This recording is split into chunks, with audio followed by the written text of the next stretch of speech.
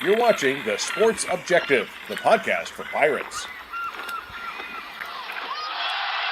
That stadium is going to be rocking, and heaven help whoever walks in there to play us. Sustained effort and violence, you play your ass off.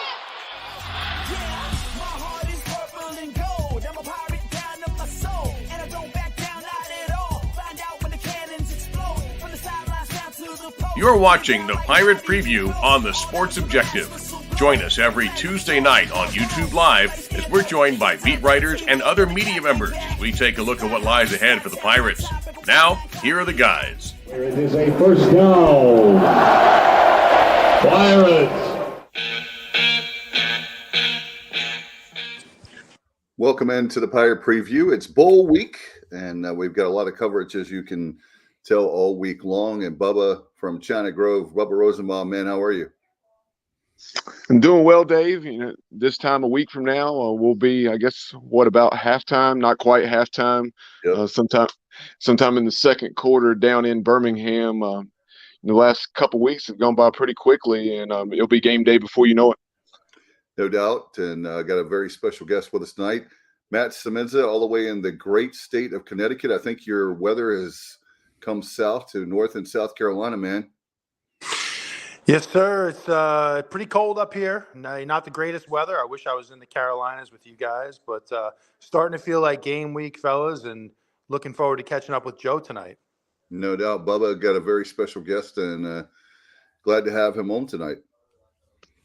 Yeah, about a week ago, a little over a week ago, we caught up with interim head coach Chad Staggs, and right now very excited to be joined by the play-by-play voice of the Coastal Carolina Chanticleers, Joe Cashion. Joe, we appreciate your time this evening.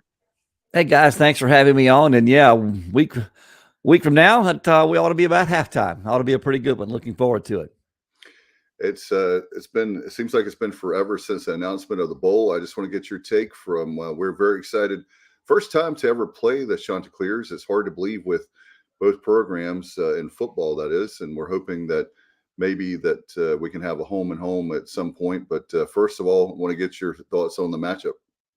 I'm excited about it, David, to be honest with you. I mean, because this obviously is, a North Carolina, South Carolina State kind of rivalry, if you will, kind of matchup, right? I mean, we've never played on the football field, but I mean, it kind of has that feel. I mean, these two schools are not that far apart geographically. Of course, baseball just played the regional in Greenville last spring, and that was a heck of a regional up there, right? And you would really love to see a home and home, not just in football or baseball, men's basketball, women's basketball, just about anything. I mean, it feels like it should be the case, I mean, right? I mean, both fan bases would be close to each other. It would be a great trip. But first time on the gridiron, we got to go all the way to Birmingham, Alabama to play. And when this matchup came out, I thought, okay, good.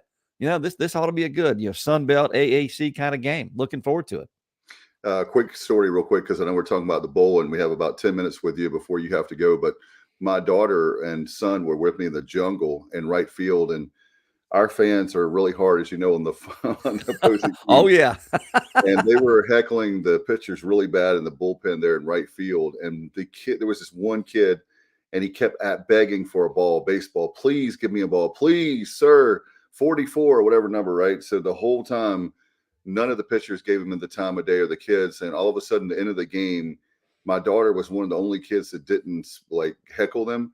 And he walked up to her and gave her a baseball. So I can't remember the player. I wish I could, but I just thought that was really cool. And the kind of players at Coastal Carolina. So I want to share that story tonight. Oh, very nice. Appreciate that. That's good. Good story. Yeah, let's talk football. The matchup is obviously a big one, as we talked about. Birmingham. Some fans, that don't know any better, wanted to be in Coastal. I understand the trip is shorter, but I know for you guys, you wanted to be out of town. You don't want to be playing your home. That's what we were told there. The game, the bowl right there, the Myrtle Beach Bowl. You guys wanted to travel somewhere else.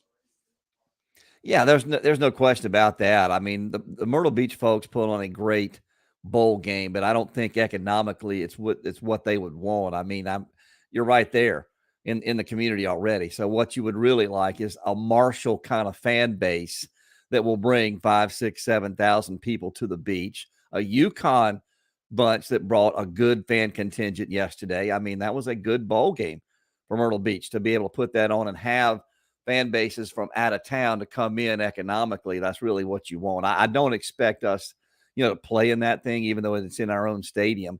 I just don't think, again, from an economic standpoint, it would make a whole lot of sense. And so for us to go out of town, for us to go to Birmingham, I think is a great opportunity. Just like going to Orlando the last 2 seasons for the Cure Bowl has been, both those trips, especially last year when we actually got the bowl experience. Year before we fly in, day before the game, we play it.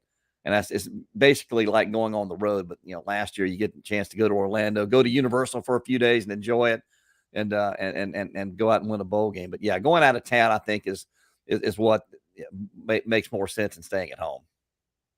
Joe, we'll dive right into things on the offensive side. Obviously, the X factor, 3-time Sun Belt Conference Player of the Year, Grayson McCall. He's entered the transfer portal. We've heard Auburn. We've heard Florida. We've heard East Carolina head coach Mike Houston say not only is he going to be playing in this game, we're hearing that he's going to be back next season in Conway. So what can you tell us about Grayson?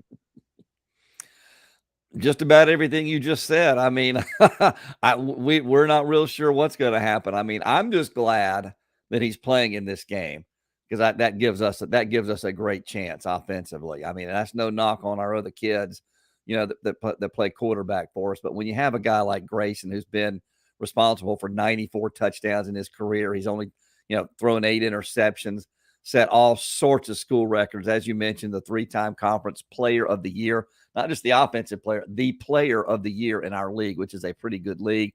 That guy's a difference maker, and you got to have him on the field. When he said that he was going in the portal, but he was going to play this game, I was like, okay. Not terribly, maybe unexpected that he was going to go to the portal with the coaching change. I don't know that happens if we don't change coaches. Maybe he sticks around. I mean, we don't know. I mean, who knows? But at least for this game, this time next week, he will be on the field. And he'll give us a great chance, because that's just the kind of player that he is, a great quarterback, a great competitor, and a winner. Joe, I wanted to ask you, and obviously in 2022, the one certainty in college football is uncertainty and change. Mm-hmm. And, you look at Coastal, you guys had such a tremendous run here for the last few years. And all of a sudden, though, in the offseason, a lot of change, right? Your head coach moves on. You've had the rumors about McCall, and then some opt-outs as well. So a lot of change. What's the mood of the team, and how are they handling all this change within the program? I think right now it's business as usual. I think the last 2 games there was a lot of uncertainty. There was a lot of distraction going on our last 2. I mean, we rolled through our first 10. We were 9-1. Ranked in the top 25. They're on the outer fringes of the top 25 of the polls.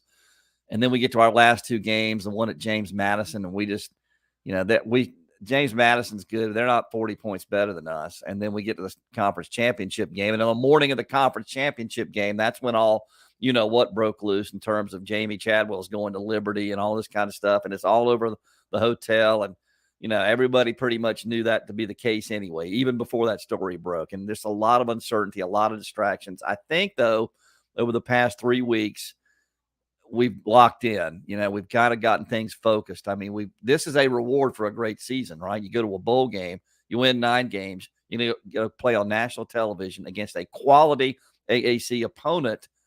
Our team is locked in. They want to go win this game. So hopefully, they put the distractions behind them. We kind of know the way forward with our new coach.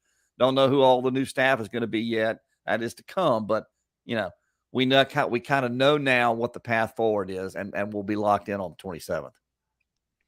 Obviously, plenty of skill pieces in this Coastal Carolina offense for Grayson McCall to distribute the ball to.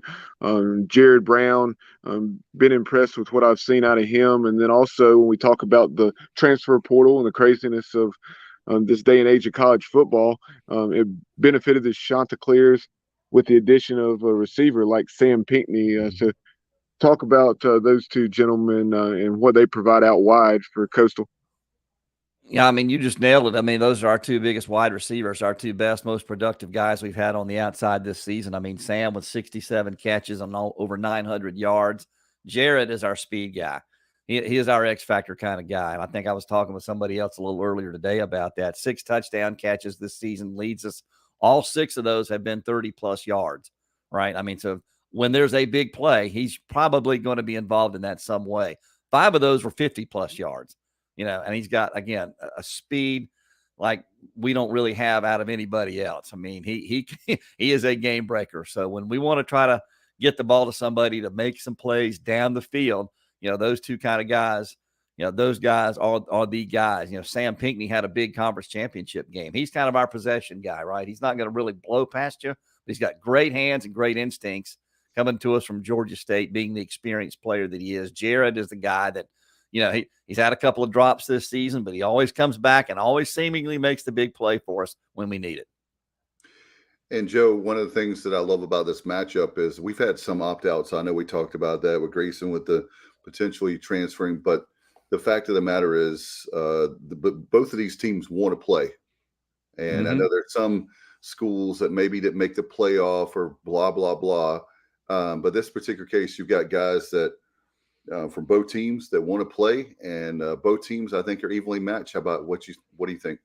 I think the even matchup, that is like hammer right on top of the nail, because when I start to look at the stats, it's almost like I'm looking at a kind of a mirror image of these teams. Very good on offense, experienced quarterbacks that have been there for a long time. And then you look at the defensive side of the ball. East Carolina, very good against the run, not so great against the pass. Coastal Carolina, pretty good against the run, not so good against the pass. So it's kind of like, wow, geez. What are we going to see kind of mirror images of each other? But one thing that I do notice about ECU, though, when I start to look at an opponent, when I look at the stat sheet, there are a couple of things that I go to right away, and that's turnover margin and penalties. East Carolina's turned the ball over 7 times this season, lost 2 fumbles. That is pretty doggone good, and they're not penalized very many times either. That's disciplined football. If East Carolina plays like that, they're going to be tough to beat on the 27th. Joe, you talk about the Chanticleers being pretty good against the run themselves. I want to say they're averaging, allowing 3.7, 3.8 yards per carry. But I watched a decent amount of that game against App State, and one of the things that stood out, I think it was fairly early in that game, was a play that Gerard Clark, the 6'4", 340-pound nose tackle, made. East Carolina in this game will be playing without its starting center, Avery Jones, who elected to enter the transfer portal, has since moved on to Illinois. Hampton Ergel will be, from everything we're hearing, the one getting the starting nod. So he certainly has a fourth to deal with in Gerard Clark. Gerard's a next-level player, and that App State game is a perfect example of how he can dominate a game. App State, experienced offensive line. They've got running backs that are really, really good, but they couldn't get anything going, and it had a lot to do with number 15, Gerard Clark. I mean, he blew up guys at the line of scrimmage. I mean, we made a couple of short yardage stops, and he was right there in the middle of all of that, and he's done that all year for us. He's really done that the last couple of years for us in there at that nose tackle spot. So, yeah, I mean, East Carolina's going to have to try to find a way. And I'd heard about the ECU center was going to leave, and he was gone and whatnot. And I thought, well, you know what? They're going to have to figure out how to account for Gerard Clark. If Gerard's on his game, he's going to factor in our run defense and be a significant factor in us being able to stop. An East Carolina run game is pretty good with the best running back in the AAC. And as we wrap this up, I know we've got about a minute left. What about special teams? We've had some tough with our place kicking, lost a few games because of it. What about special teams for you guys? We've been decent there. I mean, I'm not going to say we've been spectacular because we haven't. I mean, we've got a pretty good kicker who, he was good early and then hit a kind of a rough patch. But then towards the end of the year, I think he got his confidence back. So if it comes down to, a less than 50-yard kick, I feel pretty good about that. I think he kind of got his feet back under him a little bit, got to feeling pretty good again. And, we'll just see. We had to replace our entire special teams unit this season. I mean, we had a lot of experience, and we had to start all over again in 2022, and that was one of the areas. And so hopefully next year these guys will be better than what they are this year. But they've been good. I feel pretty good about them.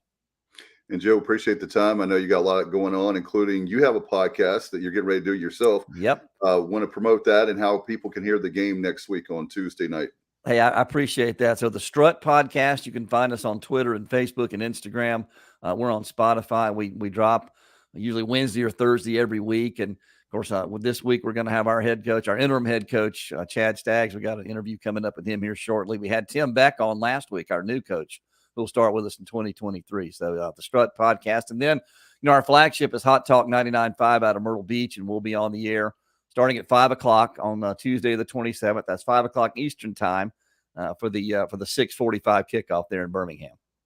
It's going to be a great time, and hopefully get a chance to meet you and there in Birmingham. Thank you so much for coming on, and we'll talk to you again very soon. Maybe we can talk some basketball or baseball in the future. Absolutely. Would love to. Thanks for having me on, guys. Enjoyed it. Have a great night. You too. Take care. Bye-bye. All right, guys. Joe Cashion, the Coastal Carolina play-by-play voice, and it'll be interesting to see how that all plays out, but certainly looking for everybody to come on by. Again, by the way, Bubba, I want to remind folks that on Monday night, we're going to have a very special live event. I know Matt and Kyle are going to be virtual with us, but we're going to be at Overtime Grill and Bar, and that's in Birmingham, and that's going to be at 8 o'clock. So you go to the pep rally, 5:30 to 6. There's fireworks after that. Come on by, right? Drive over to the bar. Yeah, definitely. I look forward to hopefully seeing several Pirates out there, like you mentioned, at the Overtime Grill and Bar. I want to say it's about 9 or 10 miles from Protective Stadium, but Yep. we'll have that address for you, and we'll have a graphic on the screen before the end of the show, and we'll have that address on our social media. No doubt about it. It's going to be a lot of fun. In fact, we'll see if we can have some guests for you, working on that behind the scenes. But if nothing else, we certainly will have a show and a lot of great Pirates meeting up, and Pirate beverages. If you don't drink Pirate beverages, that's okay. Love to have you out. Again, that's Overtime Grill and Bar, and that's in Birmingham. So check that out. We'll, again, like Bubba said, we have a graphic. We'll put that up on the screen here very soon. Put your questions and comments on Facebook Live, and of course, YouTube. You can put that up in the comment section, and we'll get those questions. And maybe if you have a comment, we'll put that up as well. It's a great night. Obviously, our bowl coverage we got a lot of stuff between now and next Tuesday. So a lot of fun. In fact, I checked my tickets out, guys, and section 104 is where we're going to be sitting. So I'm really stoked. And if you're looking at the picture behind me, that's the press box side, is where East Carolina is going to be sitting. So hopefully, if you haven't got your tickets yet, get your tickets, because I think we're at 1,200 now. We talked about that last night. So we'd love for a lot of folks to get their tickets. And I don't know how many tickets overall has been sold for Pirate Nation. We're not 100% sure, but we'd love for everybody a big crowd to, maybe there's a late push that you can do that. And Bubba, can you still get tickets through the school? Is that the last? Yes, you can still order tickets through ECUPirates.com or by calling 1-800-ECU. Coleman Spain told me that yesterday. I'll try to confirm by him here in the next few minutes on when the cutoff is, but he told me that updated number, as far like you were mentioning, as far as 1,200 or a little over 1,200 that has been sold directly through East Carolina. But he did just say that you can still order through the ECU ticket office. Awesome. Coleman's a great dude and friend of the show. Appreciate his hard work. And by the way, baseball related, I know we're doing our bowl show, a Pirate preview, but don't forget to get your tickets for baseball. They have Jungle tickets is all they have left for season tickets. Not that there's anything wrong with that. I love the Jungle. But if you're looking for seats, the season tickets sold out quickly. So make sure that you get your tickets. And like Bubba mentioned last night, you'll still be able to get single tickets, game tickets, but not season tickets if you wait. But while wait, go ahead and support the program. And again, as he mentioned, ECUPirates.com or 1-800-ECU. And I know, Bubba, there's a big game tomorrow night. Part of our Pirate preview, you interviewed G.G. Smith, the head coach of High Point, earlier. Yeah, I did have the chance to catch up with G.G. Smith, the head coach of the High Point Panthers. Before we get to that, though, since you brought up baseball days, yep. The 2023 collegiate baseball poll that was released today, the Pirates come in at 20th. There you see LSU is number one. Florida, despite their struggles in recent years, the Gators are second. And then you see Texas A&M at fourth. The Vols did not make it to Omaha last year, got upset Yep. by Notre Dame in the Super Regional there in Knoxville. But so that gives you 4 SEC teams in the top 5, with Stanford being the exception. And Stanford and East Carolina have something in common because the two of our programs are the ones that have the longest streak as far as hosting regionals at our respective stadiums. So there you see, obviously the Pirates are going to be playing a 3-game series against the North Carolina Tar Heels. The Tar Heels come in at 11th. You also have you see Southern Miss. They're of note. Now in the Sun Belt, the Golden Eagles 18th. You have the Texas Longhorns, who the Pirates, of course, fell to in the Super Regional, coming in at 25th. Yeah, Bubba, you had to bring that up. No, I'm kidding. Yeah, 5 straight regionals. How about that, Bubba? 5 straight from 18 to the present. So, and that's going on. I guess 4. 4 straight. I'm sorry, I beg your pardon, because 2020 was canceled, of course. But yeah, that's a great feat for the Pirates, and of course with Godwin. And yeah, you've heard Cliff say time and again, how good that 2017 disastrous season was for us, where we did not make the NCAA tournament. We finished last in the regular season, nearly won the tournament, but he truly believed, and it's easy to see why in retrospect, and that was so good for our program. Look at how good we've been since then. Hosting regionals every year, and been to 3 straight super regionals in 2019, 21, and 22, and on the doorstep of Omaha last year. And Bubba, off the top of my head, I know that we went to many times. We went to regionals, but not hosting regionals. In fact, is that off the top of my head? That's got to be a record for us, 4 in a row, right? Or not? I'm sorry. Did you say as far as hosting regionals? Hosting regionals, yeah. Oh yeah. I mean, you think about it. As far as hosting regionals, that's undoubtedly a record. Yeah. Because prior to that, prior to 2018, you had not hosted since 2009. Right. And then prior to 2009, you had not hosted since 2004. Yep. And then obviously you hosted in 2001 at Fleming Stadium for the regional. So that run, 2018 and then 2019, those were the first times we had hosted consecutively. You would have had we had the facility to host, you could have had such a run back in 99, 2000, and 2001, but obviously that wasn't the case because of not having a facility and then not putting in a bid to host at a Fleming Stadium or a Granger Stadium. Yeah, and that's what really sparked the interest of getting what we have now. What a great baseball field. What a great venue. A lot of the people we've had on that are baseball experts, talking heads, if you will, journalists, they say Clark LeClaire has a SEC field. And if they say it, then we'll take their word for it. Matt, I don't know if Matt's with us at the moment, but are you there, bro? I don't know if we lost him or not. I can't hear you, Matt, if you're... Yeah, he's not on mute, but Matt, try signing out and back in. There you go.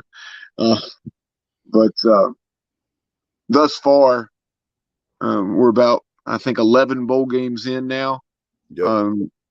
Idaho Potato Bowl today. You had Eastern Michigan falling behind San Jose State 13-0, and then the Eagles, led by Chris Creighton. I know Kyle was likely tuned into that one. I know he's a big fan of Chris Creighton and everything he's done there in Ypsilanti. But the Eagles scored 30 unanswered and went on to a 41-27 victory on the Smurf turf out there in Boise. That's crazy. Was that crazy or what? I mean, we had that, and man, we have a bowl like pick'em situation going on.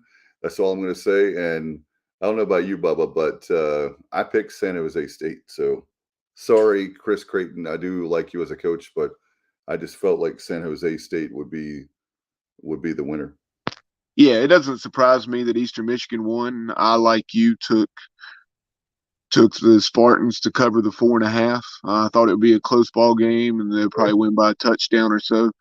But yeah, and not really a dog in the fight other than who I picked. So it doesn't break my heart other than get my pick wrong to see Eastern Michigan and Scott Weatherby. So I guess kind of I did have a dog in the fight with Scott Weatherby there. You know, I like to see Eastern Michigan do well with Scott Weatherby there leading that athletics program. But they finished the season 9-4. So great to see them take another step forward. I think the best they had done was, I want to say, 7 wins. They've been 7-5 or 7-6 a few times under Chris Creighton, and this year they took it up to 9 wins. So another step forward for that program that had really struggled prior to his arrival. No doubt, and he's done. In fact, we talked about that with Scott Weatherby, so no surprise that they don't have the facilities when you're, not too far away from Ann Arbor, and you have the University of Michigan, right? And not necessarily, I don't know how exactly close it is, but it's close enough and too close for comfort, right, Bubba? Yeah, I think it's a situation that's like Duke, North Carolina, where it's no more. Okay. Yeah, I'll double check this, but I don't think they're more than 10 miles or so apart. At the most 15 or 20, but I don't even think it's that far. That's right, because when we talked to him, I think he's going to try to come to the Big House game when we're up there in September. So for Labor Day. Right, and they have a Friday night game, right? They have a Friday night game against someone. Yeah, maybe we can go to that, but that's going to be a lot of fun. Catching up with Scott Weatherby, who is a great Pirate, and of course, I know he's up there with Eastern Michigan. Congratulations to them. That's what Bubba, I was going to say when I was today when I saw about that score and you texted us. I was like, that's what makes these bowls so great. It's the exact same thing when you're filling out a bracket for March Madness and your bracket is all messed up. The same thing today, like game after game, just when you think you've got it figured out, like who's going to win in your predictions, and you have a situation like that. Yep. And to answer our question, Dave, from Eastern Michigan's campus to the Big House is 6.5 miles. Oh man! So they're even closer than North Carolina and Duke. Yes, by 8 miles difference. Oh my gosh! No wonder. I understand. That's even a bigger feat for them to have 8 wins when you have, and literally in your backyard, you have the Big House. So, ladies and gentlemen, it's Matt Semenza style. All right, guys. Sorry, I'm having some crazy technical difficulties tonight. So you need to drink more Matty Ice. Absolutely, I could use one right now. Now, for whatever reason, Matt, my link is cutting out on me tonight. But hopefully, you guys can hear me okay.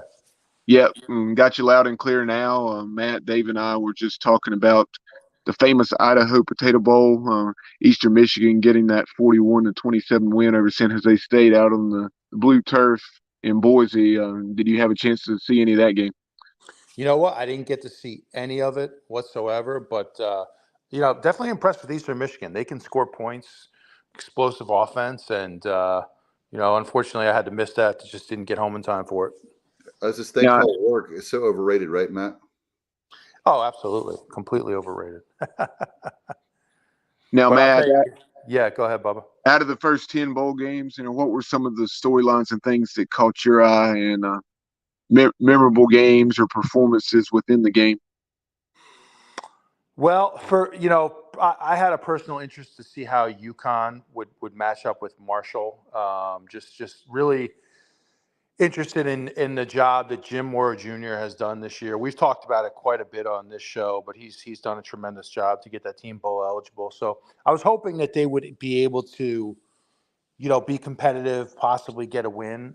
Didn't really go that way. I thought Marshall was the far superior team there, so I did have an interest in that. And then, how about Fresno, guys? Another one. Fresno taking care of business in a big way. I think that jumped out to me as well. And then finally, BYU. I was happy to see BYU get that win over SMU, and I thought their defense played outstanding. No question about it. Guys, help me out. I still haven't seen the play, but I watched that whole game with Troy and UTSA. And I know you guys literally, I was at my Christmas party for work, right? And on Friday night in Greenville, and I turned away from the television just to talk to, of course, I'm going to be social with my coworkers, right? And literally I missed what happened on that 4th and goal play that you guys were talking about, because that when I looked back up, it was a commercial break, and then they came back, and I noticed, I was like, man, Troy has the ball back. So that was a disappointing game for me, because I really thought that I just really like the Roadrunners. Glad they're coming to our conference, and one respect for the conference, but not for East Carolina as an opponent. But anyway, I was just wondering what happened. Yeah. The story of that specific situation, it was 4th and goal, 3-yard line, 4-yard line, and they threw a fade route to the left corner of the end zone and just threw incomplete. I just didn't think it was the best call in that situation. You have a mobile quarterback. I think maybe he was perhaps banged up a little bit, but even so, I think they could have found a higher percentage play to go to. It's very, very tough catch for the receiver, attempted catch. And the story of that game was UTSA turned the football over 5 times, in addition to that time where they turned it over on downs at the 3-yard line, and lost 18-12 on defensive struggle.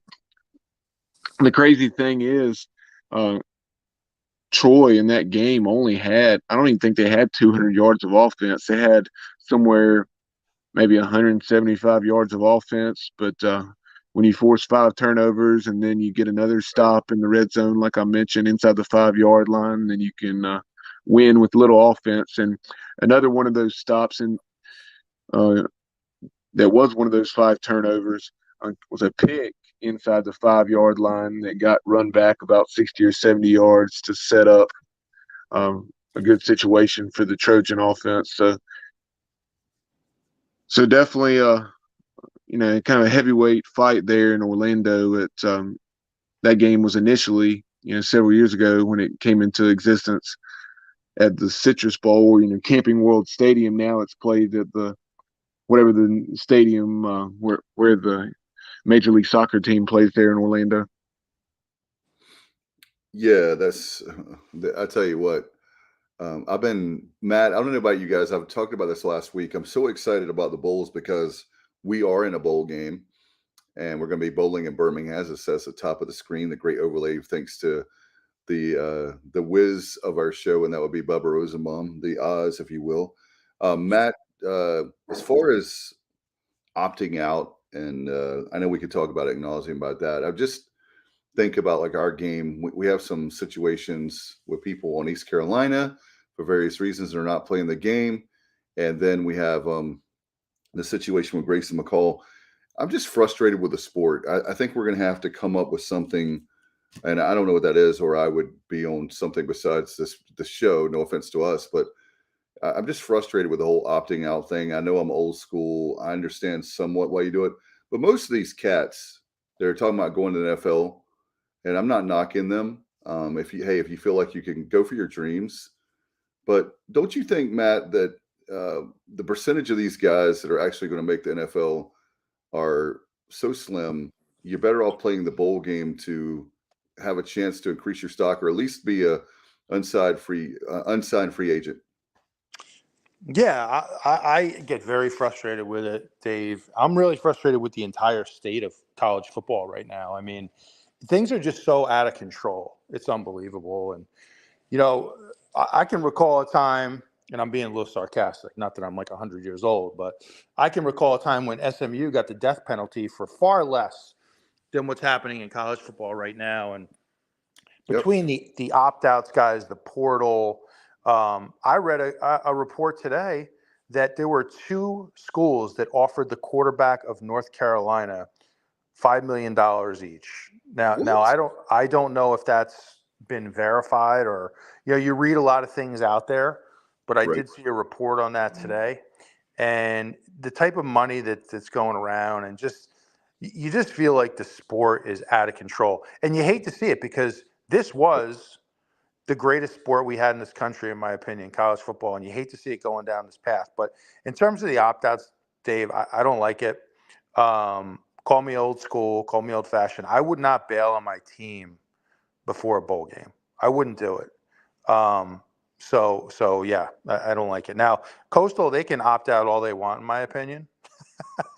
But hopefully we don't see any more with East Carolina, which I don't think we will at this point. I think we're set. Yeah, and again, most of these players are going to be playing. They want to play and all that, but if I'm playing Monopoly, a board game, video game, whatever the case may be, a backyard basketball game, pickup game, I'm competitive. I want to win, and I just don't understand why you can say to yourself that you're a competitor and that you want to win. And the other thing that comes to mind, guys, I tell my team at work all the time, is no one person, as we've heard many, many years, is bigger than the team. But I think when you opt out, you're saying that you're bigger than the team. And that's just one of my things. Again, great that you're going for the NFL, but that should be, if you're, for example, if you're going to skip your senior season, great, no worries there. But there's got to be some kind of accountability.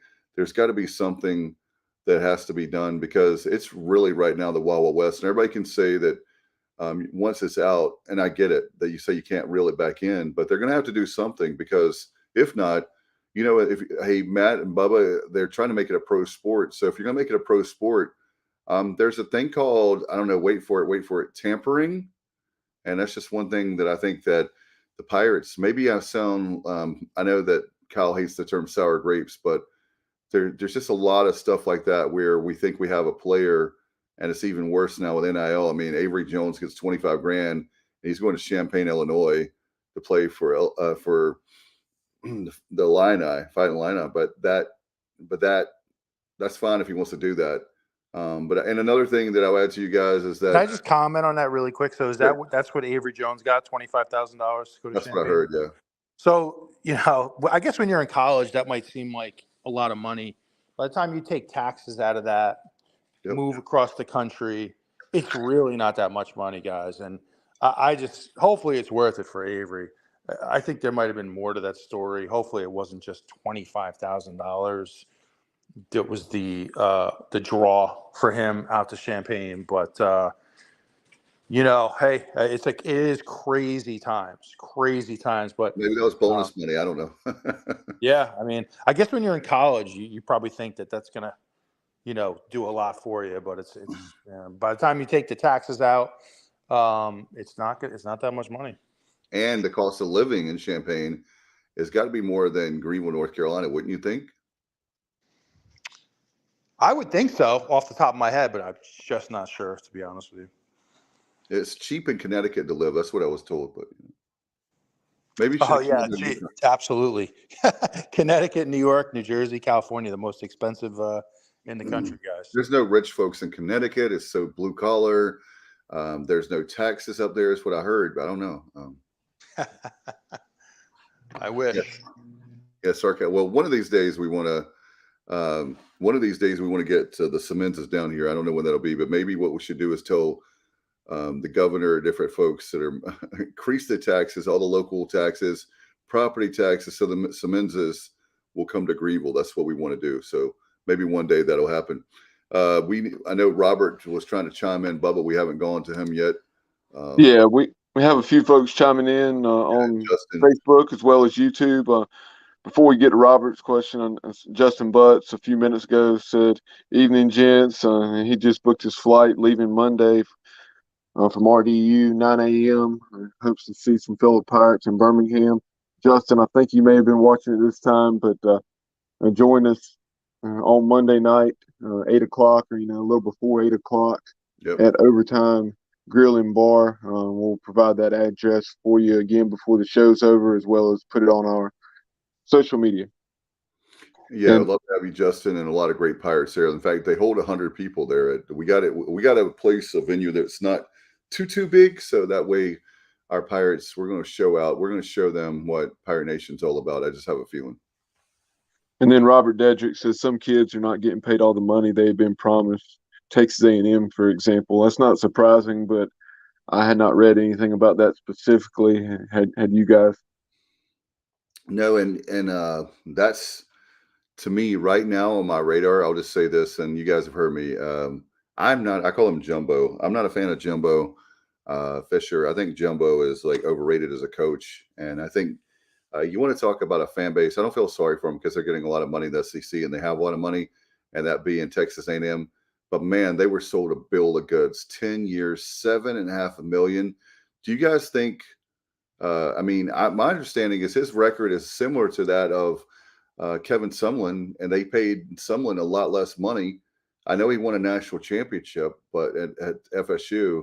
But man, I don't think we don't have to dwell on that, obviously, but I don't think Jimbo Fisher's getting it done there at College Station. No, I would. I'd say that's definitely pretty obvious at this point. It's going to be interesting to see how things go moving forward for the Aggies in 2023, and whether he's able to win enough games to be retained beyond 2023. Right now, we do have another bowl game taking place, and that being the Boca Raton Bowl down at FAU Stadium. The Liberty Flames playing their first game without Hugh Freeze are winning 7-0 against the Toledo Rockets with 11 minutes left in the first half. Yeah, that's interesting there with Jamie Chadwell going there to Liberty, and who will Grayson McCall go up there after this game? Coach Staggs was even talking about last week, Matt, if you remember, about the fact that Grayson McCall, they're recruiting him there. That's what's so weird about the transfer portal. You're recruiting a guy that's been the player of the year for the whole conference of the Sun Belt, and you're recruiting a guy that's right there on campus. It's like Holton Ahlers. Like, it would be like for us, Holton Ahlers, he doesn't have another year, I know, but like last year, we pretty much knew he wasn't going anywhere, that he would just quit football. It wasn't a matter of going to another university. Well, guys, there's a player on Oregon that just got like his 10th year of eligibility granted. That's one of the funniest things I've ever seen. I'll put that up on the screen here in a moment when I get the screenshot. That's that was a unique story to say the least. Yeah, unbelievable. But going back to McCall, guys. I mean, first of all, if you're a player for Liberty right now, this is really your audition for Hugh Freeze. I mean, this is your audition. You want to make a good impression. You want to, put a good performance out there that's going to be on. It's going to be on film. So you have a lot to play for as a player. And then just in terms of McCall, I would be shocked if he went back to Coastal. I mean, just when you look at the type of money being thrown around right now, he's a guy that can fit at so many schools. I mean, I think he would be a great fit at Florida right now. East Carolina. For the Gators. I love him at East Carolina. I mean, he's a tough player. I don't like him this week, but I'll like him after that. It is just crazy times, fellas. No doubt. In fact, by the way, I don't know if you guys saw, and I know, Matt, you work for a living, so does Bubba. Devin Leary of NC State transferring to Kentucky. Everybody talks about Kentucky being a basketball school, but with Stoops, Mark Stoops has done an excellent job, and talk about a coach that they've stuck with, and what a great job they're doing there in Lexington in football. And to get Devin Leary in the SEC, I think that's going to be a nice fit for that bunch there with the Wildcats. Yeah, obviously they have.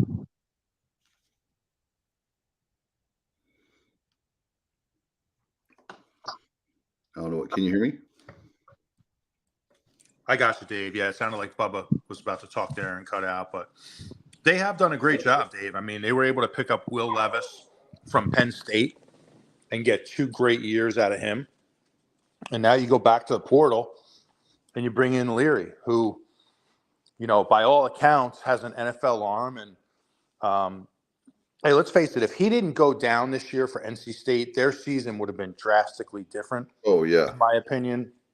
A lot of people said, well, hey, NC State, they were just overrated. They were underachievers. And, I think when he went down, when you lose a quarterback of that caliber, it just changes the whole complexion of your team. And that's what happened with them this year. So he's definitely, I could see good things from him in Lexington.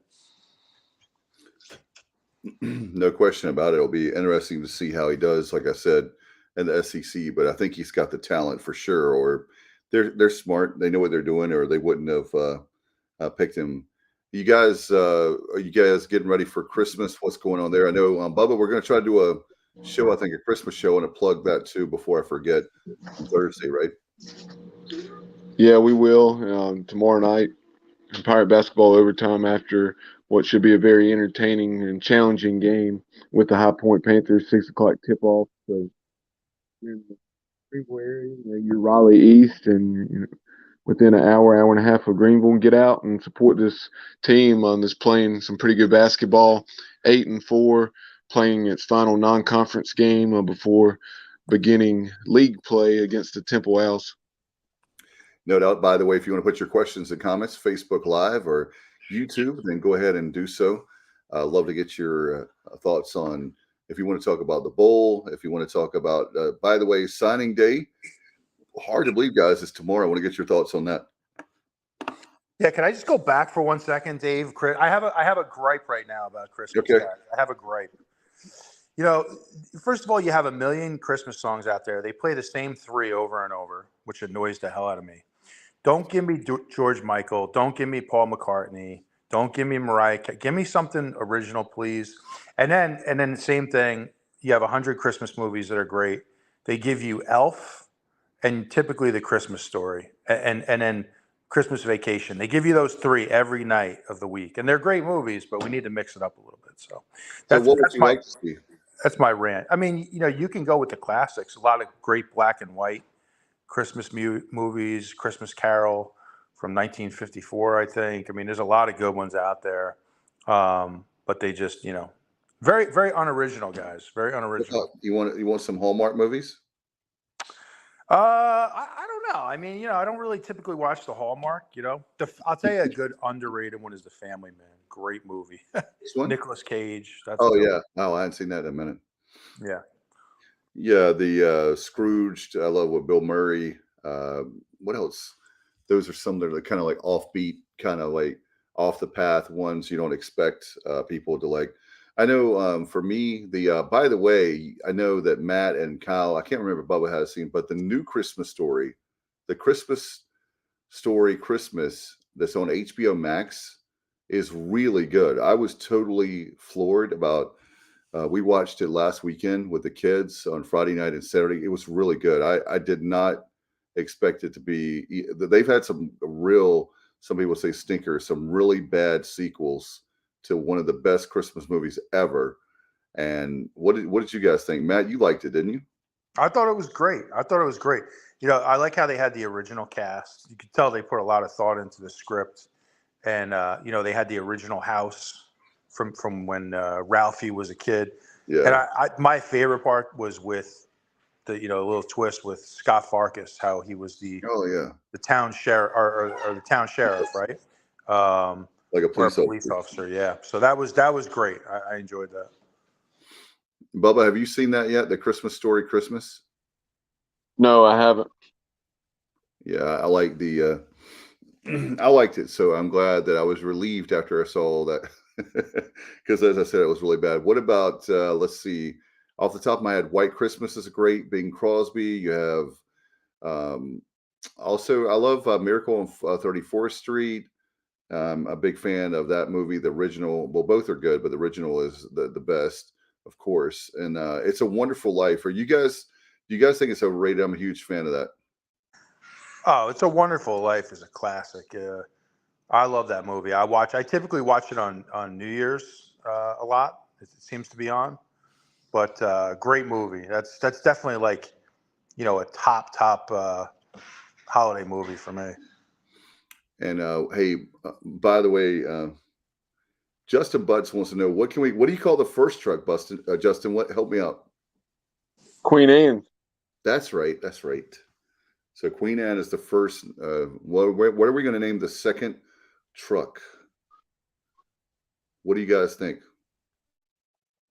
So we have Queen Anne for the first one. We'll have to come up with. We'll have to think that you put me on the spot, Justin. I wasn't. We were talking Christmas, so my mind was literally on Christmas with Christmas songs, movies. We'll talk more about. That's a great tease for Thursday night. Thanks to Matt. And Matt, I send you a long distance dedication. But I don't think Bubba knows about that. But I sent Matt a long distance dedication to his favorite Christmas song. So I hope you enjoy that, pal. I'm glad that I don't live in the same house with you. I've got a buffer of like 13 hours or more. When I hear that song, Dave, is this the Paul McCartney Christmas song? Wonderful Christmas Time. Yeah, you need to play it. Yeah, when I hear it, something happens. I want to take the radio or whatever it is and smash it off the wall. Just like Jeff Connors.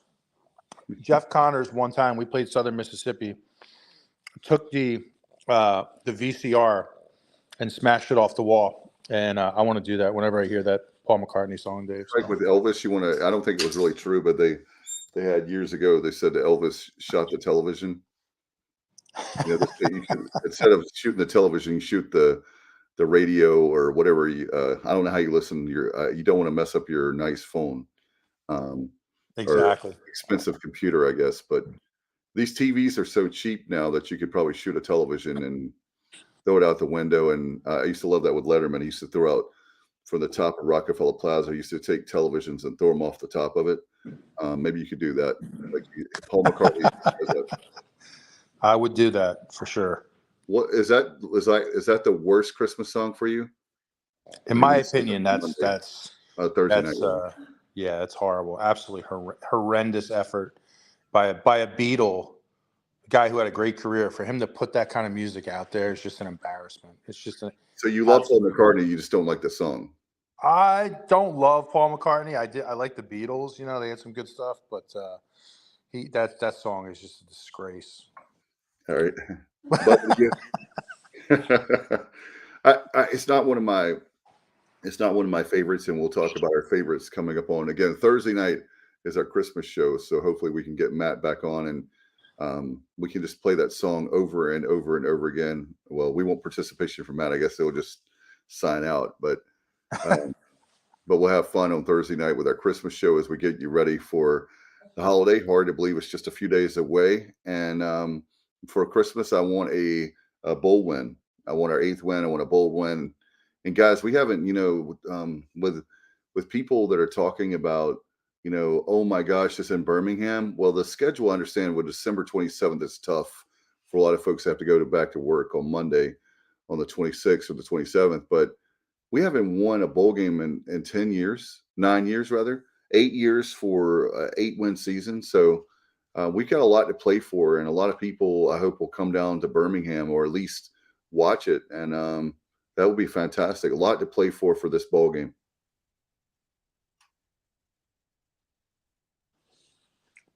Yeah, these I think it's probably a pretty vocal minority, but these folks that say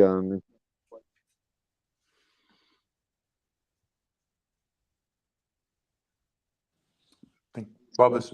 I know Bubba Shaman. Yeah, we lost. I think they need to reassess some things, and because it means a ton. Getting an 8th win, like you said, for the first time since 2014, winning a bowl game for the first time since 2013, and winning a bowl game for just the 3rd time in this century. Wow, that's I think a lot of people. You're cutting in and out, Bubba. I'm sorry, I don't know what's going on. I'll tell you, I'll just jump in there for Bubba since he's cutting out. But I agree with his point. I mean, this is an important game, and for me, the storyline that I'm really looking at is the defense. I want to see the defense kind of get back to playing respectable football, which they have done. under Blake Harrell since he's been here. I think he's done a tremendous job. Not really sure what's happened the last few weeks, whether it's just, guys were banged up, people had a really good game plan against us. And whatever it is, I want to see the defense get back to playing respectable football, Dave. And that's something that's really important. You don't want to go into an off season with 3 straight bad defensive performances. No, you don't. And I think with the time, I think some of it was they're banged up, and I think that's one great thing that we had a little period there where you can practice and you get refocused. So did Coastal Carolina. I know they have too, but I think there's going to be ability that we have that there's a lot of uncertainty with Coastal Carolina. I'm not taking them for granted, but I think the Pirates are going to be fired up. I think they're going to be motivated. You think about Holt Nailers, and hopefully we can talk about more. But I want to see Mason Garcia play some. I'm not trying to start any thing there, but I really want to see him get some reps and for the bowl game. And I hope that we can get the waiver to play on week 0 against Gardner Webb. And then Matt, are you going to commit to us? I know it's a long ways away, but are you going to commit to us on going to the Big House on, I think, September 3rd for Labor Day for 2023? That's definitely one I have marked down, guys.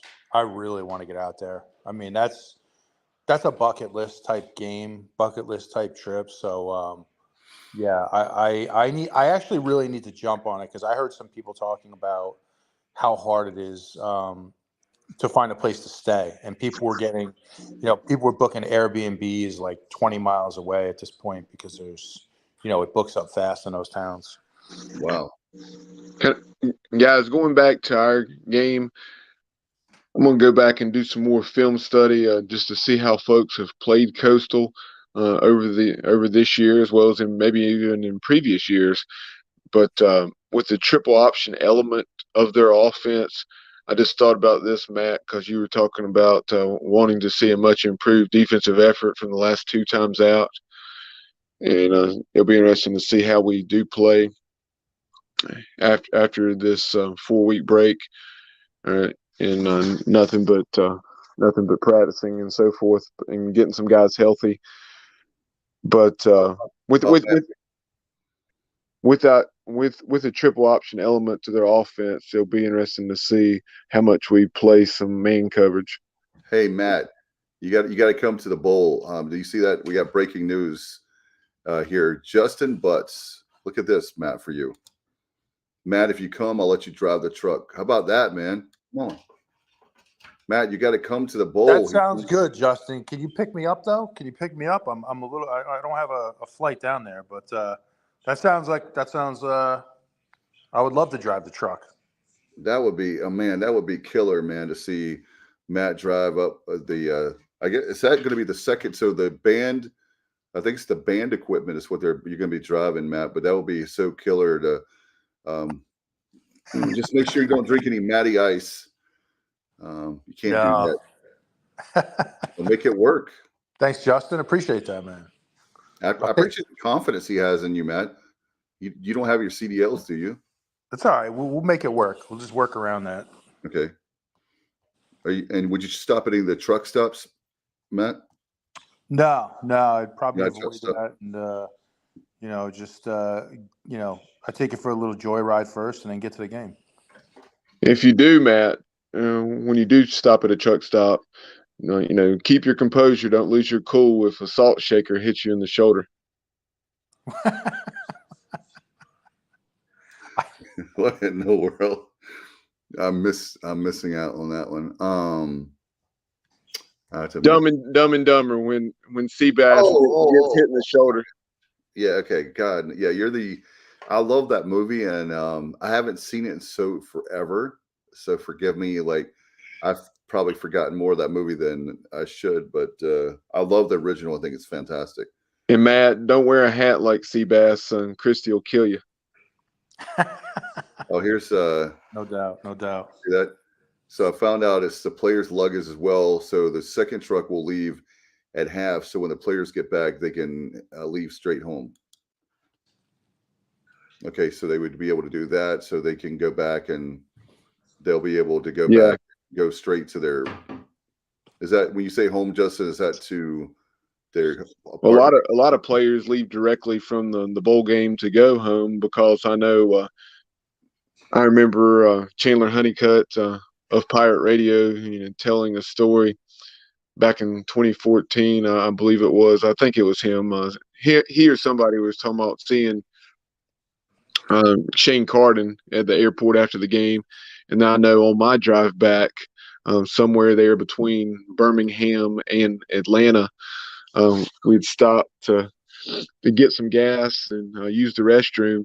And while in the convenience store, we saw Chris Hairston, who was obviously a running back on that team. So a lot of guys do travel back with their families. No doubt. That'll be a lot of fun. We have the G.G. Smith interview. Of course, Pirates are playing tomorrow night at 6:00. So make sure you make sure you don't show up at 7. 6:00 tomorrow night. $8 tickets, lower bowl. Bubba, I wish you could come to that game. It's going to be so much fun, and it's going to be for me right after work. In fact, I'm going to pitch it to you, Bubba, as we're getting ready for that great interview. Yeah, earlier today, had the chance to catch up with High Point's first-year head coach, G.G. Smith. Came to High Point several years ago on his father's staff after having spent 5 years as the head coach at Loyola in Maryland, and spent about 10 or 11 minutes with G.G. talking about his ball club and the matchup with Mike Schwartz and the Pirates. And let's go to that conversation with G.G. Smith right now. It's hard to believe, but the non-conference season has come and gone for East Carolina basketball. The Pirates will be playing their final non-conference game on Wednesday night when the High Point Panthers visit Williams Arena Minges Coliseum for what will be a 6 p.m. tip-off. Right now, to preview that matchup, very excited to be joined by the High Point head coach, G.G. Smith. G.G., we appreciate your time this morning. How you doing? Good morning. Yes, sir. Before we dive into this ball club specifically and what you have going on there at High Point, I wanted to take a quick trip down memory lane. I guess back to my high school years. I remember when you were playing for the Georgia Bulldogs, and you guys were ranked 23rd and came to Minges, and that was a heck of a game that night. More so for the Bulldogs and Pirate fans, but that was a tremendous finish. What are your memories of that one? 55-54 Georgia. Yeah, if I remember right, was that back when Coach Dooley was there the first time? It was, and yeah, I remember that game. I was like, first I was like, man, why do we have to come to East Carolina to come play? I was like, we got to go to Greenville to play at East Carolina. The Pirates, man, I remember it was close. I remember the crowd was ecstatic. It was loud. I mean, it was a close one. We were lucky to get out there with the win. We had a really good team that year at Georgia, and I just remember it being extremely loud at that place, and it was a great venue to play in. I remember your dad, I guess, he moved on to the University of Kentucky. Coach Jerso was coaching you guys, and when Jermaine Jones, he got a lot of the headlines. Yeah, Jermaine Jones was a heck of a player. He went on to the NBA. I think they did a great – I forgot who was guarding him at the time, but, they did a great job of just, taking things away from us, and we were just fortunate to get out of there with a win. And then, of course, the game ended very anticlimactically for the Pirate fans. Buddy Oliver was fouled on a three-point attempt by Raphael Edwards. Yep, I think he would either make 2 out of 3 or something like that, or I don't remember. I think the game was, if I recall correctly, I want to say that the game was tied, and then he just had to make the first one. So we were in a situation where we had to see him miss all 3. But yeah, it was a good game. Good game. Ahead. It was a great game. Buddy, I was just crazy. Just talking about Buddy Oliver. I was just on the phone with him the other day, actually, too. He's coaching down in Southern Florida, and I'll bring it up to him next time I talk to him too about that 3-pointer that he got fouled on. What school is he at now? He's down at a high school. I think it's Suncoast High School down there near West Palm Beach. He's from around that area, so he's like an assistant coach down there teaching. Gotcha. Fast forwarding to present, Coach. You obviously had a 5-year stint as the head coach at Loyola University in Maryland prior to joining your dad's staff at High Point back in May of 2017. So just talk about what you learned from that first experience as a head coach, and then combining that with some of the things you've learned from your dad as well as the other coaches, and how things maybe are a little bit different this second time around as a head coach. Well, I always appreciate the opportunity of coaching again. A lot of coaches don't get a second chance. I was actually fortunate, happy for the opportunity at Loyola, Maryland. We had 5 great years. Obviously, you didn't win as much as you wanted to, but it was a great experience. We played in a very tough league in the Patriot League. But this time around, you don't do everything's too much differently. I just thought back at Loyola, Maryland, I just didn't think we really scored the ball really well, and I promised myself if I ever got a head coaching job that we were going to be a scoring team. We were going to score a lot of points. And we're doing a good job so far of that this year. We just got to tighten up on the defensive end. I mean, I grew up a defensive guy. Obviously, my dad, I learned all that, this ball line defense, the defensive principles, always be a good rebounding team. But I just thought, this time around, I just want to open up the offense a little bit more and just play a little faster. And, obviously we're not guarding as well as I would like to. We're giving up more points than I like to, but hopefully it'll prep us come league play. Yeah, you talk about the way this team is scoring 85 plus points per game. Most recently 82 and an 85-82 loss down at Trask Coliseum the other night. But tell us about your ball club offensively. One of the things that jumped out as I was looking through the numbers, you have 3 guys led by 6'4" junior guard Jaden House that are averaging anywhere from 14.5 to 21.5 per game. Well, I think at this level, you got to have like a big 3. And I think Jaden House, he's our leading scorer. He's coming off a pretty good sophomore season. I think this year he's really taking ownership. He really wanted to, show off his skills. And he's a big time scorer. He's a bully. He gets to the rim. He's powerful. He's strong. He can score at all 3 levels. And I'm fortunate that he's off to a great start this season. And then obviously Zach Olson, who was preseason first team all Big South. He's having another solid year. And then the guy that really surprised us was Abdoulaye Theon, the transfer from Minnesota. He's a kid that can really shoot the ball. And I think those 3 guys, one thing they all can do, they can all score. Zach's a great rebounder. Abdoulay's a really good spot shooter. So those 3 guys have really been good for us, and they can all score the ball. Yeah, Abdoulaye, I think he's mid-40s from 3? Yeah, he's shooting right. We have right about 44% from the 3-point. All in our top 5 to 6 guys all shooting about 45% from the field. And so offensively, we can really score the ball. I think that's something that I'm not really worried about. I'm just worried about us defensively. I just think we just need to tighten up a little bit on the defensive end. I think we can play a little harder. We can have a little better effort, a better championship effort on defensive end. And that's something we've been really working on over the break. And hopefully it'll help us come Big South play. With the way you guys are scoring, and talk about going against the East Carolina defense. It's definitely a work in progress, but Mike Schwartz, first-year East Carolina coach, is well known for what he's done on the defensive side of the ball, specifically at the University of Tennessee most recently. So talk about what you've seen out of the Pirates on that side. Well, they're scary because I think they're really good defensively. I thought early on in the year, I didn't think they were playing well to start the season, but lately I think they're starting to bind what Coach Schwartz is doing, especially on the defensive end. So I'm really worried of how we're going to score. So I think UNCW, and when we played UNLV a few weeks ago, those are the 2 best defensive teams we faced all year. And I think East Carolina is just as good as those defensive teams. So we're going to have to do a better job. We're going to have to, be strong with the ball. We have to meet passes. We're going to have to cut hard to the basket. We're going to have to be aggressive. We just can't settle. We have to continue to run our offense, get the ball inside like we do, and we have to run. The last game against UNCW, I thought they really took us out of our pace. Really, we weren't playing fast until midway through the second half when we finally got back in the game. But we just got to control the tempo. We're a great offensive team. They're a really good defensive team. So something's got to give, and it should be a great matchup tomorrow night. Yeah, I noticed in that UNC Wilmington game, as you mentioned, with about 13.5 minutes to play, you trailed by 22, but you got it down to a 2-possession ball game on a few occasions there in the final minute. Mm-hmm. Yeah, we were able to finally get some stops. And we finally made some shots there. And we ended up cutting it to like 5 or 6, and we just a little bit too late. We just didn't really go up to a great start to the game. So that's something we have to do, especially when you're going on the road. You play in these hostile environments. You have to get off to a great start, and that's going to be one of the biggest keys to the game tomorrow. You talk about wanting to see more from your ball club on the defensive end. And what have you seen from East Carolina offensively? There were so many unknowns coming into the year. you really didn't know where the points were going to come from, especially for those like us outside the program that had not had a chance to see the guys practice that much.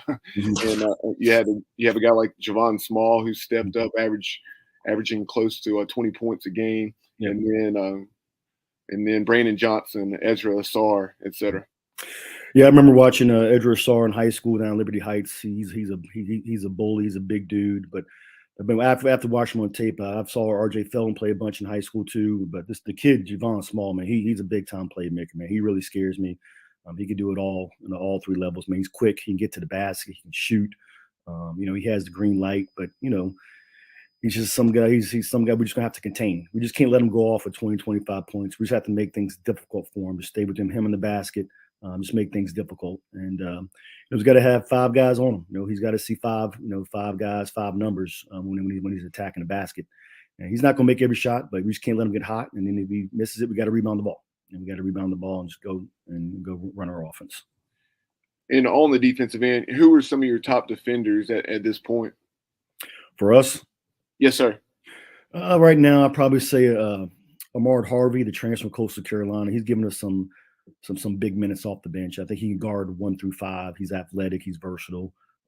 Obviously, Zach Alston, he was like second in our league in block shots. He was like one of the top 15 guys in the country in block shots. Those are two defensive guys because they're just so versatile and so athletic that they can guard the 1 through 5 position. And then we also have our best perimeter guys, probably Brock Williams, who comes off the bench. He can really, I think he'll be a matchup with Small, him and Bryant Randeman, as far as containing him and trying to keep him out of the paint. Final thing for you, Coach, as your ball club's ready for play in the Big South Conference, tell us about your league. I know early in the season I had the chance to watch UNC Asheville against UCF, and I was very impressed with what I saw from them. Our league's gonna be much better this year. I know our league, we lost a lot of guys to transfers and graduation, but with Zach Alston, Drew Pember at Asheville, the Gainey kid from upstate, I think we got a really good core as far as leagues play. Asheville's showing a lot of potential. Longwood, the defending champs, I think they're going to be good again this year with Isaiah Wilkins back. Gardner Webb, they're going to be tough defensively. Campbell, they're going to do their thing. So I really like our league. It's going to be a fun league. We're going to play 20 games, so it's going to be a true schedule. Everybody's going to play everybody at home. Everybody's going to play everybody on the road. So it's going to be a fun year. I'm looking forward to it, and hopefully we'll come up on top. Yeah, you bring up that name, Drew Pember. Man, was he fun to watch that night. He put up 40 on UCF. Well, yeah, Pete saw it. Then the other night he made that buzzer beater at ETSU. So he's got the hot hand right now, and he was picked as preseason player of the year. So he's going to be a tough matchup for everybody in this league. No doubt. Coach, I really appreciate the visit and appreciate you spending 10 minutes with us this morning. Best of luck this season. Safe travels to Greenville, and we'll catch up with you down the road. All right, man. Appreciate it. Thank you. Thanks to Coach G.G. Smith. That was a great interview, Bubba. Awesome job as we have our Pirate preview here tonight. If you're watching us live on Tuesday night, and of course, we have it archived on Facebook and YouTube, and you can listen to wherever you listen to your favorite podcast as well. There you see the head coach, G.G. Smith.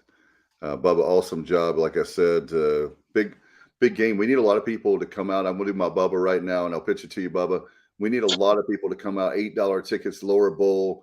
I wish you and Matt lived closer where you could come tomorrow night. I'll be there 6 o'clock and get your tickets. $8. I mean, are you kidding me? The administration, we give them a hard time sometimes, but they do a great job with this time of year with cheap tickets. Yeah, hopefully Pirate Nation, will answer the call and get out there, and we'll have one of the bigger crowds. It's not the biggest crowd of the season thus far.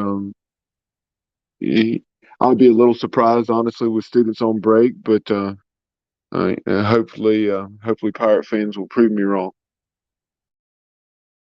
The question, Matt, are you going to be watching the game, I guess? Yeah, absolutely, guys. I'm looking forward to it. Excited with the progress this team is making and hoping we can get another win tomorrow. Be fantastic. And before we get out of here, I know, Bubba, we have a lot of programming coming up, right? Yeah, we'll have here in the next day or two, we'll have another edition of Sonny and Semenza talking bowl games on what's transpired thus far. As we're not quite a third of the way through the bowl game, I guess about 25% actually, because you got more bowl games each year. I guess what it was 49 this year, so we're about 25% of the way home. So we'll talk about what's transpired so far. We'll talk about some of the bowl games coming up in the near future. Take a look at the transfer portal as well as other things.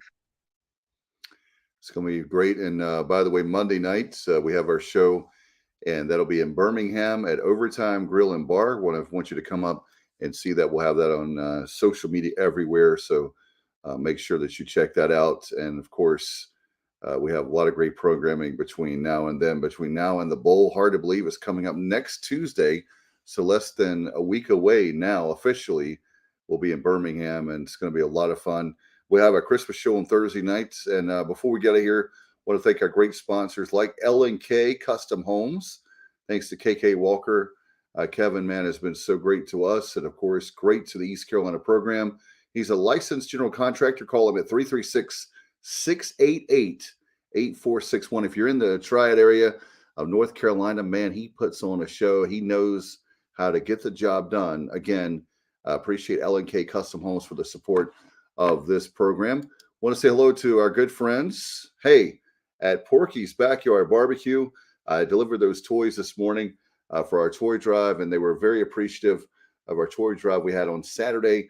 We're going to do it again next year, so come by and see us. But you don't have to wait for the toy drive. You can go to Porky's anytime. The Porky's Backyard Barbecue, and they're open. Their hours are actually 11 to 7. They've changed them Sunday through Thursday. Friday and Saturday, they're still open 11 to 8 at Porky's Backyard Barbecue. And one more thing, guys, with Porky's, they have where you can get your sides. They even sell ham. So if you're looking for a great thing, they need 24 hours notice. Give them a call. A lot of great sides there. And PGXgloves.com. I want to give a shout out to Mark Menakazi, his support of the program. Mark has done lots for us at PGXgloves.com. We appreciate him very, very much. And by the way, put the promo code ECU, just type that in for 25% off on the custom baseball gloves, custom batting gloves, football gloves, swag, apparel, and so much more. Thanks to PGX Gloves, again, for their support of the program. Again, just go to pgxgloves.com. Appreciate you, Matt, very much, brother, for coming on tonight. And Bubba for setting up the interviews with Gigi Smith. And, of course, Joe Cashion for the play-by-play voice of the Chanticleers. And, man, did you guys have anything before we go? No, just starting to get excited for the game, guys. It's almost here. Sometimes when you have 3 weeks, it doesn't feel like reality. But here we are now, a week away. So, let's go. All right. Sounds good. Appreciate you all very much. We'll get out of here for Matt, Bubba, and we miss our good friend Kyle from LaGrange Barber. He was off tonight, and we'll have him hopefully back for Christmas, for our Christmas show on Thursday. You've been watching the Pirate Preview, and it's right here on the Sports Objective. Good night, everybody, and go Pirates.